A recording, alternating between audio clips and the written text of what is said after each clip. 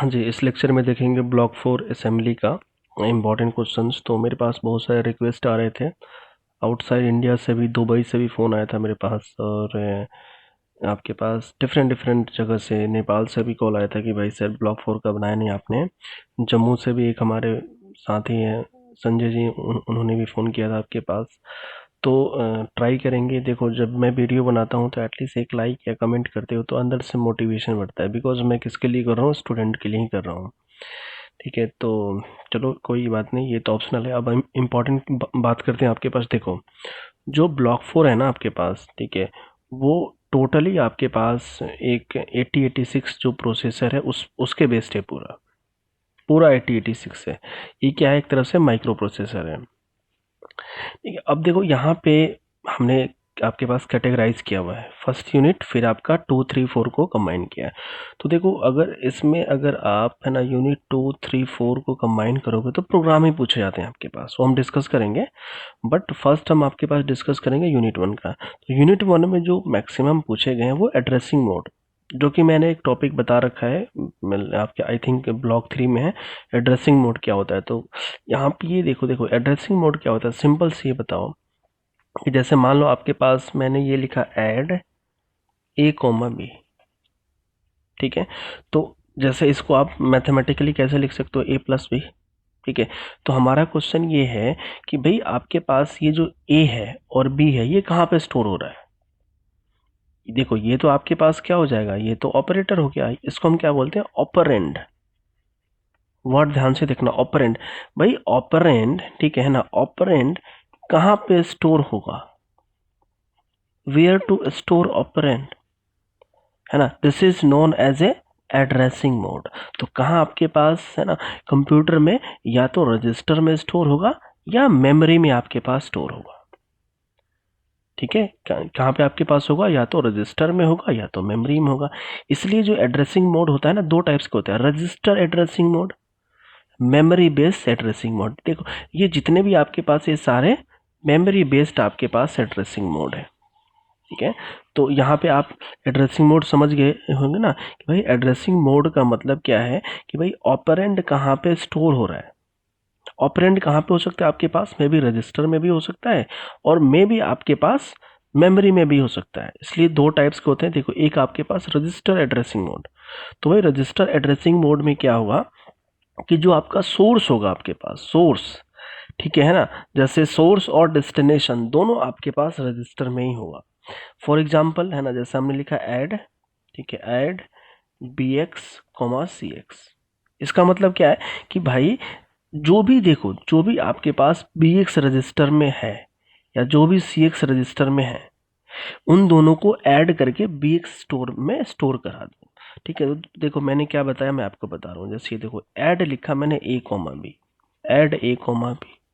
तो add A, B का मतलब ये है कि भाई आप देखो, ए को है ना ऐसे लिखो, मतलब A+B। जैसे आप ये देखो, आप सिंपल से एग्जांपल देखो, मान लो A के पास 5 है, B के पास 10 है, तो 5 और 10 क्या हो जाएगा, 15 होगा ना आपके पास। तो जो 15 होगा उसको A में स्टोर कर देना है ना। बिकॉज क्यों, है ना, ऐसा आपके पास क्यों हो रहा है, बिकॉज ये डेस्टिनेशन है, ये सोर्स है, मैंने एज्यूम किया है ना, मैंने एज्यूम किया। आप इसको, है ना, आप इसको ऐसे भी कर सकते हो, फर्स्ट सोर्स देन डेस्टिनेशन। ठीक है, बट जो स्टैंडर्ड होता है वो फर्स्ट वाला डेस्टिनेशन होता है, सेकंड वाला सोर्स होता है।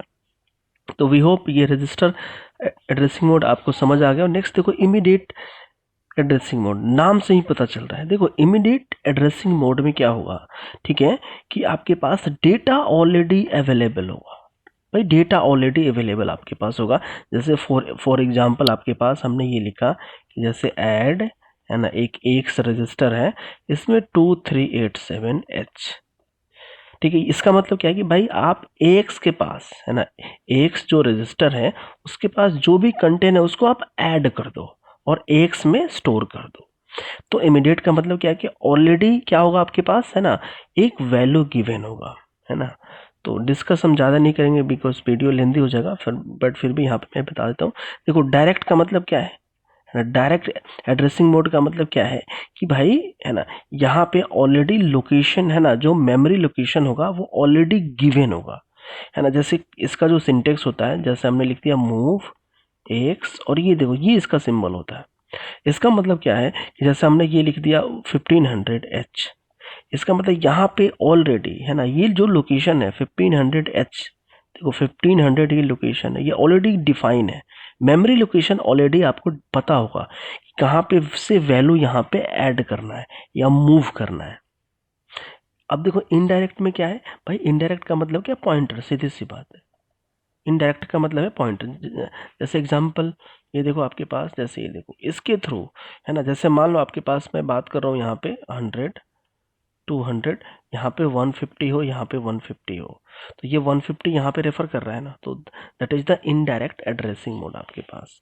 अगेन मैं रिपीट कर रहा हूँ, यहाँ पे हम कॉन्सेप्ट ज़्यादा डिस्कस नहीं करेंगे। देखो नेक्स्ट, नेक्स्ट आपके पास क्या है, देखो इसी में एक मैंने आपके पास ये, क्योंकि ये पूछे गए हैं फ्लैग।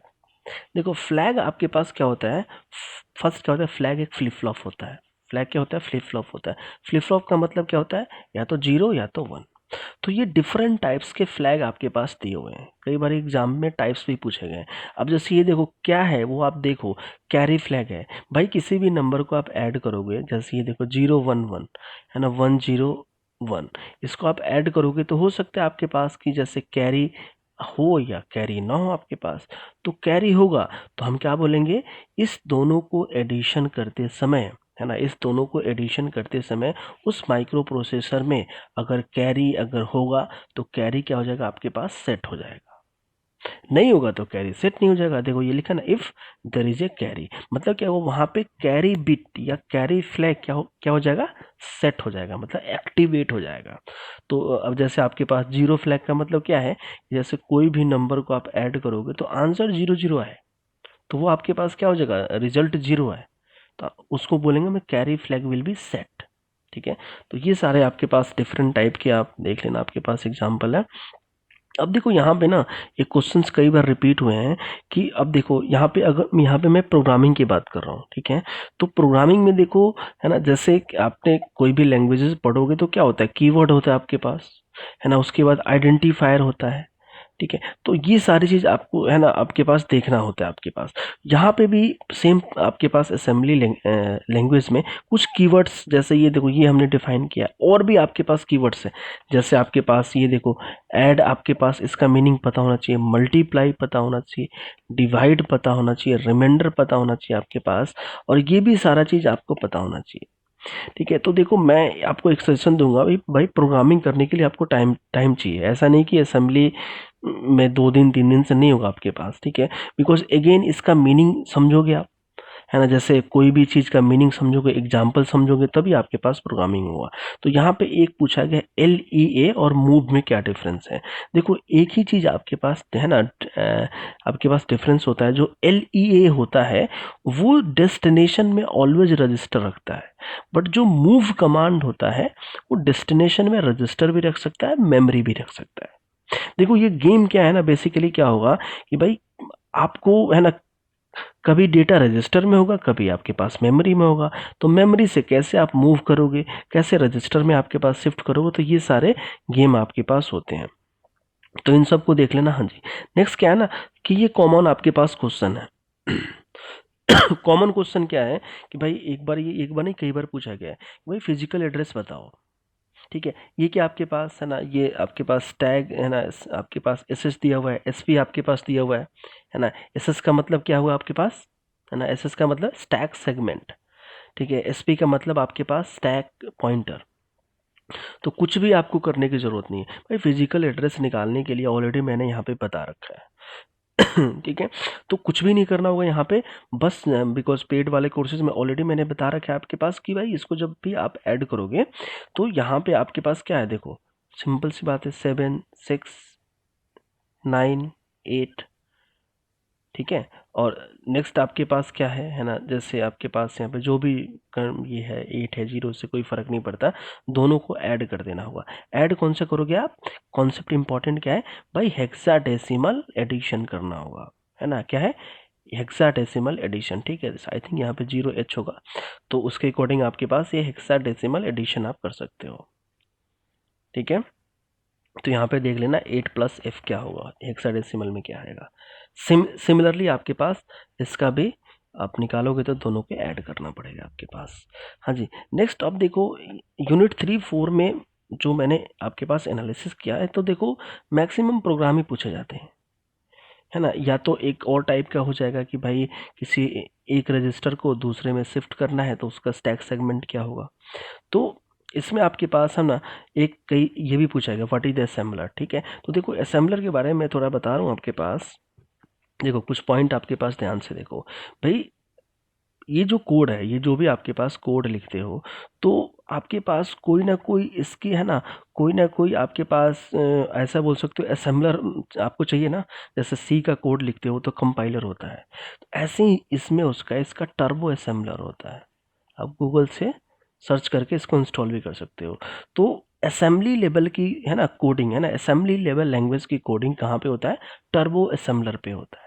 जैसे सी या C++ की कोडिंग आपके पास आपने पढ़ा होगा टर्बो पे होती है, ठीक है, या फिर और भी सॉफ्टवेयर आपके पास होते हैं। सिमिलरली असेंबली का है ना, असेंबलर का मतलब क्या है, देखो सिंपल सी बात है, ये असेंबलर है, ठीक है, असेंबलर आपके पास। तो इसका इनपुट इसका आउटपुट, भाई इनपुट क्या होगा आउटपुट क्या होगा, भाई इसका इनपुट होगा असेंबली लेवल लैंग्वेज, आउटपुट क्या आपके पास होगा, है ना, आउटपुट आपके पास अगेन होगा मशीन लेवल कोड, ठीक है। अगर मैं प्रोग्राम्स की मैं बात करूं तो डिफरेंट डिफरेंट टाइप्स के प्रोग्राम, देखो प्रोग्राम्स में ना आपको थोड़ा सा फोकस करना पड़ेगा। जैसे maximum of 2 number, maximum of 3 number, ये क्वेश्चंस पूछे गए हैं। तो अगेन पहले आप इसका न्यूमेरिक्स देखो कि भाई मूव क्या होता है आपके पास, है ना, रोटेट क्या होता है आपके पास, ये सारे देखो। उसके बाद आप शिफ्ट हो कि जैसे मैंने लिख दिया आपके पास ऐड A, B, इसका मीनिंग देखो मतलब क्या है, कि जैसे इसका मतलब ये है कि जैसे अभी मैंने बताया भाई A+B को ऐड करके A में स्टोर कर दो। उसके बाद में भी मैं आपके पास लिख दूँ मूव X, A, इसका मतलब क्या है, जो कंटेंट A है ना, A को X में मूव करा दो, उसके बाद जो भी है उसको प्रिंट करा दो आपके पास, ठीक है। तो ये सारी चीज़ आपको थोड़ी सी है ना फोकस करना पड़ेगा, ठीक है। तो प्रोग्रामिंग के लिए अगेन मैं बता रहा हूँ आपके पास थोड़ा प्रैक्टिस करो फिर हो जाएगा। तो देखो कैसे वीडियो लगा, एक बार वीडियो लगा एक बार मुझे बताओ आपके पास कमेंट में, ठीक है। Thank you.